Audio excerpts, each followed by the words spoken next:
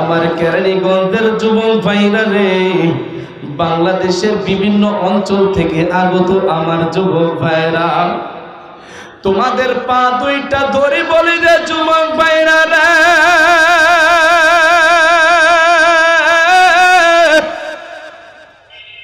ওই মায়ের মনে কখনো কষ্ট দিও না। কারণটা কি জানোনি? আমার নবী কান্দে আর বলে, উম্মতেরা রে,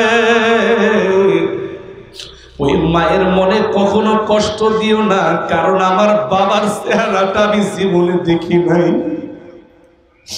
আমার মাকে আমি মাত্র 6 বছর বয়সে হারিয়ে ফেলেছি।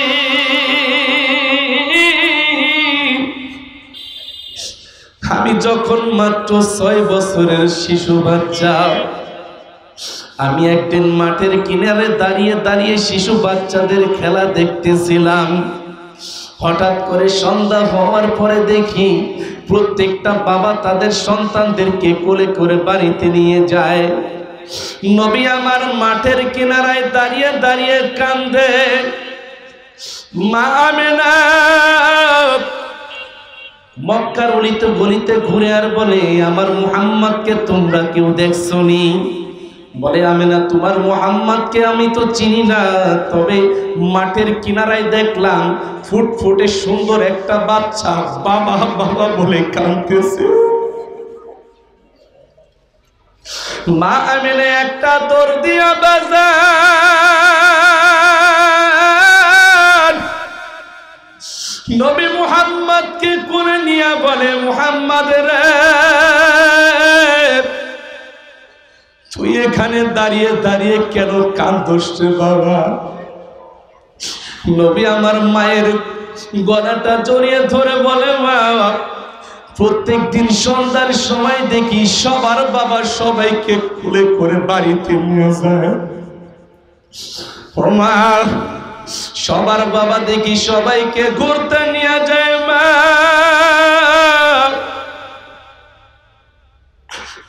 সবার বাবা সবাইকে মার্কেটে নিয়ে যায়। মা, তুমি না বলছো আমার বাবা নাকি ব্যবসা করতে গেছে রে মা? তোমার সবার বাবা দেখি ব্যবসা করে বাড়িতে আসে, আমার বাবা তো কোনোদিন বাড়িতে আসলো না রে মা। আমার বাবা কই রে মা?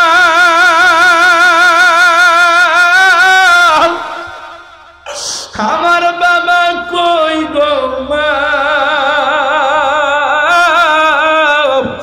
আমার বাবার কোলে আমি একটা বার উঠতে চাই মা। বাজান আমেনা 2 চোখের পানি ফেলে কান্দে আর বলে, বাবা রে, তোর বাবা এমন জায়গায় ব্যবসা করতে গিয়েছে যেখানে গেলে মানুষ আর কোনোদিন ফিরে আসে না রে বাবা। ও মা, আমার বাবা কি আর কোনোদিন ফিরে আসবে না? বলেন না রে বাবা, আর কোনোদিন আসবে না। ও মা, আমার বাবা কি আমাকে কোনোদিন কোলে নেবে না? মা, না রে বাবা, আর কোনোদিন তোকে কোলে নেবে না। ও মা, আমার বাবার কবরটা একটা নজর দেখাইবানি রে মা। বলে, চলো তোমার দাদা আব্দুল মুত্তালিবের কাছ থেকে অনুমতি নিয়ে আসি।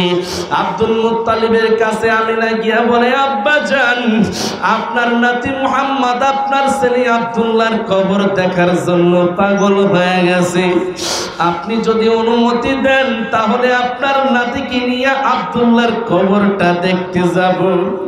আব্দুল মুত্তালিব ডেকে বলে, আমেনা রে মা, তোর মনেও তো কম কষ্ট না রে মা। অল্প বয়সে তুই বিধবা হয়ে গেছো মা। মা, যা যা, তুই মুহাম্মদকে নিয়ে আব্দুল্লাহর কবর দেখায় মা, সাথে উম্মে আইমান দাসীকে নিয়ে যাও মা। বাজান হাঁটি হাঁটি পা পা করে নবীজিকে নিয়ে যখন আমেনা আব্দুল্লাহর কবরের কাছাকাছি চলে যায়, আমেনা 2 চোখের পানি ছেড়ে দিয়া বলে, মুহাম্মদ রে, তুই না মক্কা নগরীতে বাবা বাবা বলে কান্দোস? হে মুহাম্মদ, ওই কবরে তোর বাবা ঘুমায় রয়েছে, যা ডাক দে। নবী আমার মাত্র 6 বছরের বাচ্চা গো, বাবার কবরের পাশে হাঁটু ভাঙা ডেকে বলে, বাবা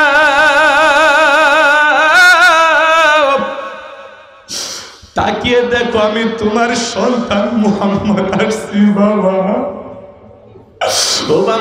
বাবা মক্কার সবার বাবা দেখি সবাইকে কোলে করে মার্কেটে নিয়ে যায়, সবার বাবা দেখি সবাইকে মজা কিনে দেয় রে বাবা। ও বাবা, তুমি তো একটা দিন আমাকে কোলে নিলে না রে বাবা, তুমি একটা বার কবর থেকে উঠে আমাকে তুমি কোলে নাও গো বাবা। আমিনা ডেকে বলে, মুহাম্মদ রে, মানুষ দুনিয়া থেকে বিদায় নিয়ে গেলে আর কোনোদিন ফিরে আসে না। নবী আমার কাঁদে আর বলে, মা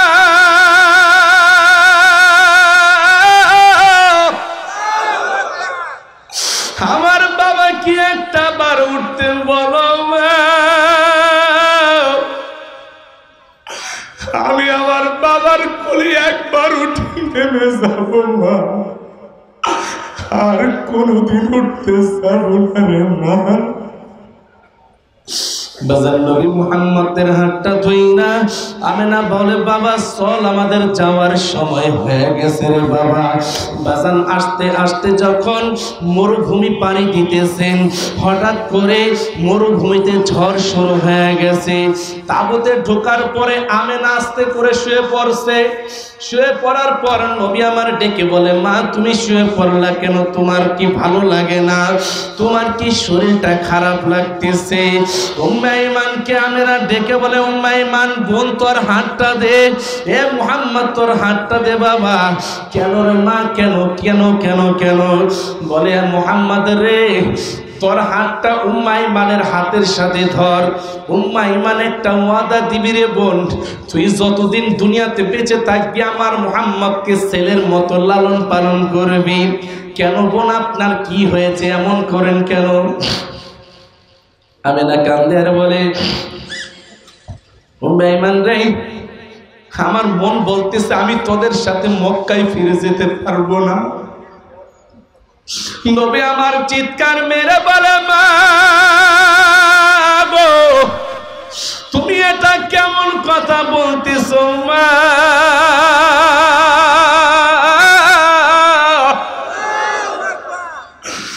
ও মা, তোমার কিচ্ছু হবে না রে মা। এসেছিলাম বাবার কবর দেখতে, যদি জানতাম বাবার কবর দেখতে এসে তুমিও চলে যাইতে চাইবা, আমি বাবার কবর দেখতে কখনো আসতাম না রে মা। আমেনা ডেকে বলে, মুহাম্মদ রে, আমার যাওয়ার সময় হয়ে গেছে রে বাবা। বাবা ঠিক মতো খাওয়া দাওয়া করিস, ঠিক মতো গোসল করিস, ঠিক মতো শরীরের যত্ন নিস। ও বাবা, আজকে থেকে কিন্তু মক্কায় মা বলে আর কাউকে ডাকতে পারবি না।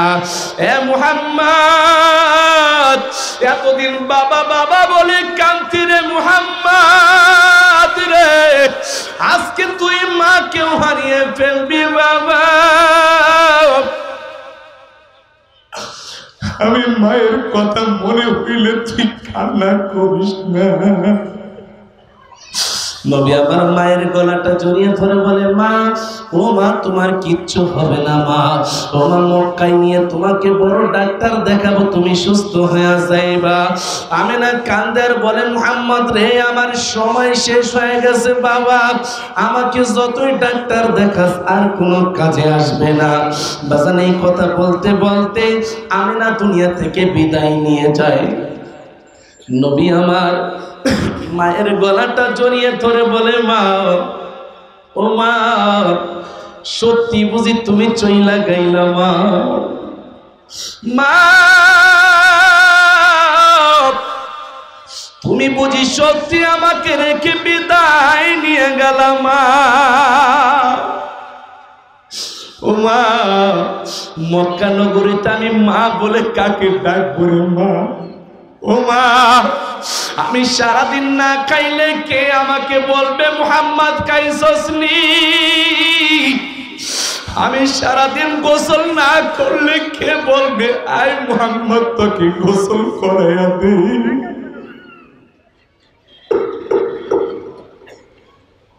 ও মা, গভীর রাতে যখন ঘুম ভেঙে যাবে তখন আমি কার কোলে মাথা রেখে ঘুমাবো মা? মা, তুমি আমাকে এতিম বানায়া চলে গেলা মা।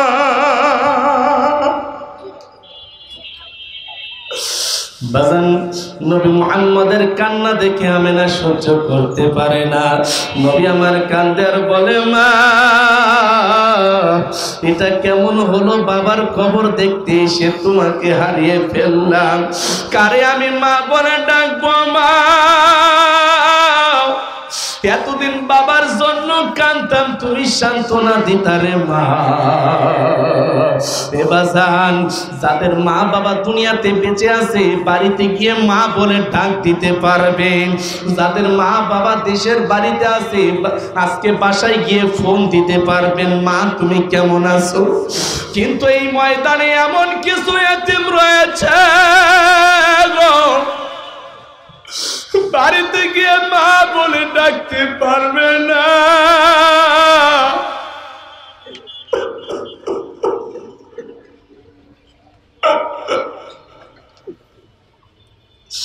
ও তোরা কই পাবি মূল্য রতন, ও তোরা কই পাবি মূল্য রতন। হায় রে মায়েরি মতন রে নাই তোর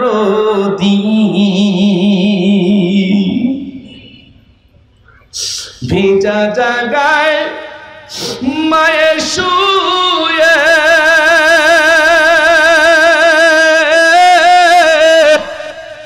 তোমাকে মা সুখ নাই রেখে মা গো। ও তুমি মাফ করে দাও দয়ার আল্লাহ। আমিন জোরে বলেন না বাজার, একটু আমিন জোরে বলেন। ও তুমি মাফ করে দাও দয়ার আল্লাহ, মোদের দুঃখিনী মা রে নাই তোর দি।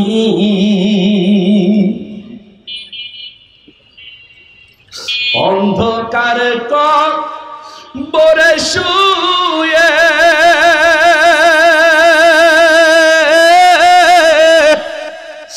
জানি না মা কেমন আছে মা গো।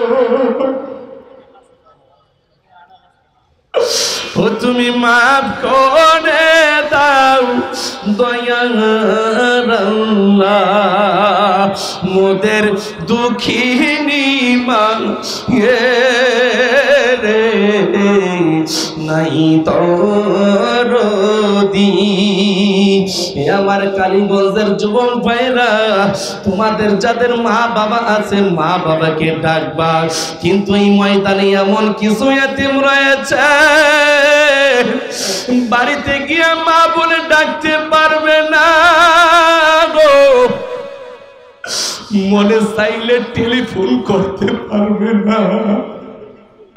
এই ময়দানে এমন বহু যুবক আছে বাবার নাম্বারটা বাবা লিখে সেভ করা আছে, কিন্তু এই নাম্বার থেকে কেউ ফোন দেয় না। এমন বহু যুবক আছে যাদের ফোনের ভিতরে মা লিখে নাম্বারটা সেভ করা আছে, কিন্তু এই নাম্বার থেকে আর ফোন আসে না। যুবক ভাইরা রে, নবী আমার আফসোস করেন আর বলেন উম্মতেরা রে, এই মা বাবাকে কখনো তোমরা কষ্ট দিও না।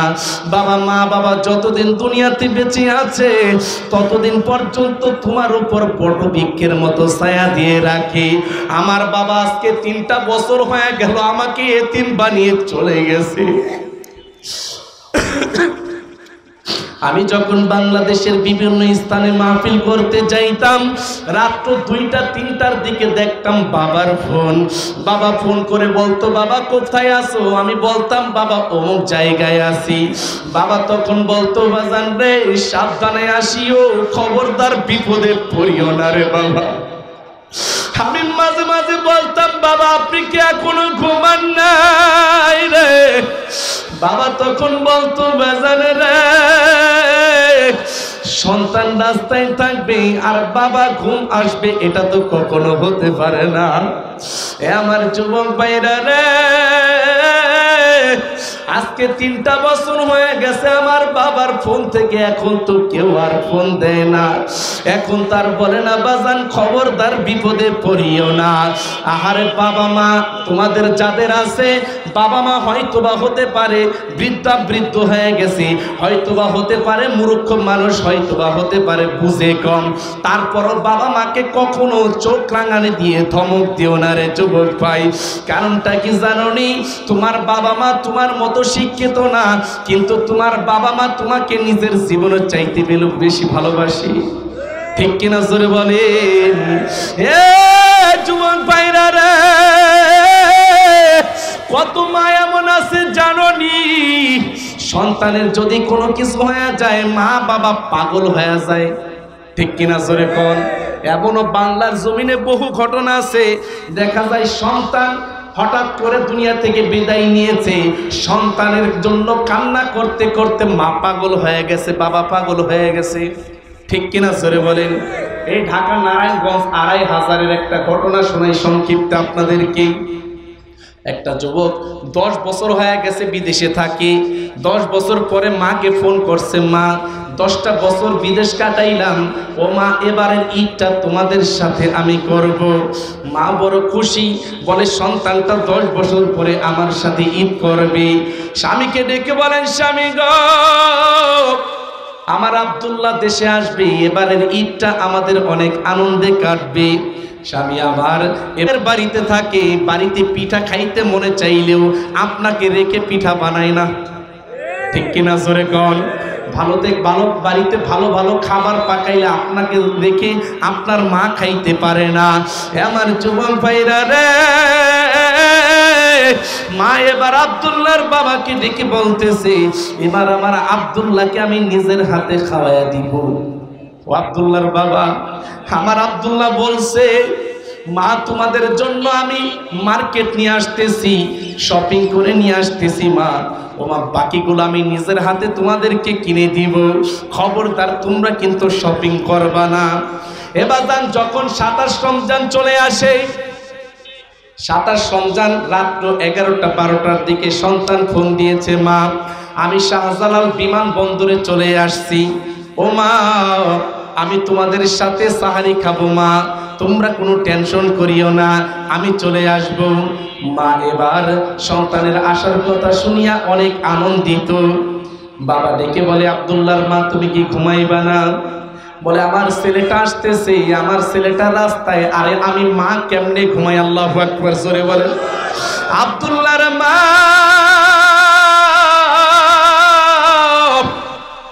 সারাটা রাত্র বাজার দরওয়াজাটা খুলে রাস্তার দিকে তাকিয়ে আছে, আব্দুল্লাহ কখন বাসায় আসবে।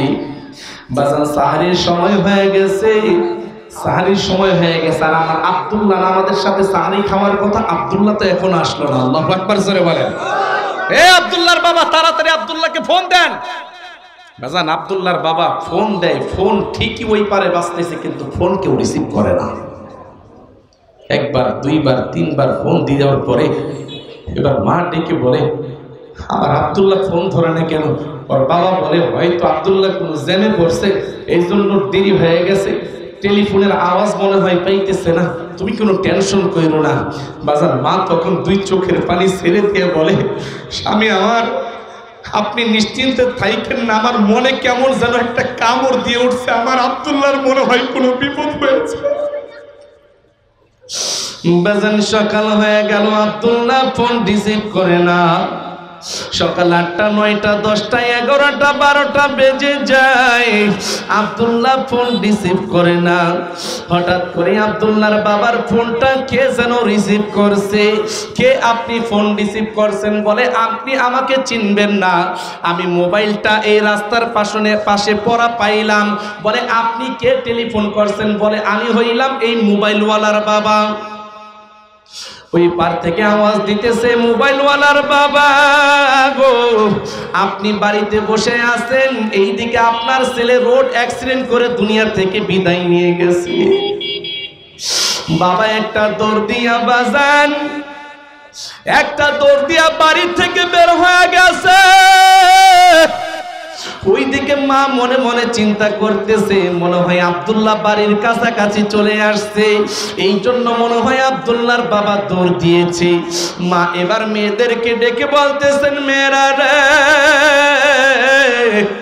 তাড়াতাড়ি বিছানা রেডি কর, তাড়াতাড়ি ঘর দুয়ার পরিষ্কার কর, তাড়াতাড়ি বালতির ভিতরে পানি বুড়া রে, আমার আব্দুল্লাহ মনে হয় বাড়ির কাছাকাছি চলে আসছে, তোর বাবা আব্দুল্লাহকে আনতে গেছে। বাজান মায়ের মনে কত আনন্দ জাননি। মা এবার প্রতিবেশীদেরকে ডেকে ডেকে বলে, প্রতিবেশীরা, আমার আব্দুল্লাহ 10 বছর পরে বাড়িতে আসতেছে, আমার আব্দুল্লাহর বাবা গেছে আব্দুল্লাহকে আনতে, তোমরা আসো আমার আব্দুল্লাহকে দেখবানি। বাজার মায়ের মনে যে কত আনন্দ, 10 বছর পরে সন্তানের চেহারাটা দেখবে। বাবা একটা দৌড় দিয়া 2500 চত্বরে চলে গেছে। বাজান গিয়ে দেখে লাইন ধরে লাশগুলো সাজানো আছে। হঠাৎ করে তাকিয়ে দেখে আব্দুল্লাহর চেহারাটা অ্যাক্সিডেন্ট হওয়ার পরে নষ্ট হয়ে গেছে। আব্দুল্লাহর বাবা সাথে সাথে হার্ট ফিল করেছে। লোকজন মাথায় পানি দিয়া আব্দুল্লাহর বাবাকে জ্ঞান ফিরাইয়া একটা অ্যাম্বুলেন্স ভাড়া করে বাড়িতে পাঠায় দিছে। আব্দুল্লাহর মা হঠাৎ করে ডেকে বলে, কি ব্যাপার, আমার বাড়ির সামনে অ্যাম্বুলেন্সের আওয়াজ কেন? আমার যুবক ভাইরা, আব্দুল্লাহর মা একটা দৌড় দিয়া গো অ্যাম্বুলেন্সের কাছে গিয়া দেখে আব্দুল্লাহর বাবা অ্যাম্বুলেন্স থেকে বের হইতেছে। আব্দুল্লাহর বাবার গলাটা জড়িয়ে ধরে বলে, আব্দুল্লাহর বাবা গো, আমার আব্দুল্লাহকে না তুমি আনতে গেলা, আব্দুল্লাহ কোথায়? আমার যুবক ভাইরা, তোমার মতো আমার মতো কত যুবক এই ঢাকার শহরে ব্যবসা করতে আসে, কাজকর্ম করতে আসে, বাড়ি থেকে ভালোই আসে, কিন্তু বাড়িতে লাশের কফিনে করে চলে যায়। ঠিক কিনা জোরে কও?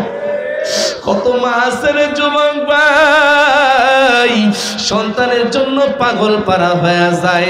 আব্দুল্লাহর বাবা এবার ইশারা দিয়ে বলতেছে, আব্দুল্লাহর মা, ওই গাড়ির ভেতরে তোমার আব্দুল্লাহ শুয়ে রয়েছে। বলে, আমার আব্দুল্লাহ লাশের গাড়ির ভিতরে শুয়ে রয়েছে কে? বাজান দরজাটা যখন খুলেছে দেখে আব্দুল্লাহ লাশ হয়ে শুয়ে আছে। আব্দুল্লাহর মা একটা চিৎকার মেরে ডেকে বলেন, আব্দুল্লাহ রে, তুই এমনি শুয়ে আছো কেন রে আব্দুল্লাহ রে?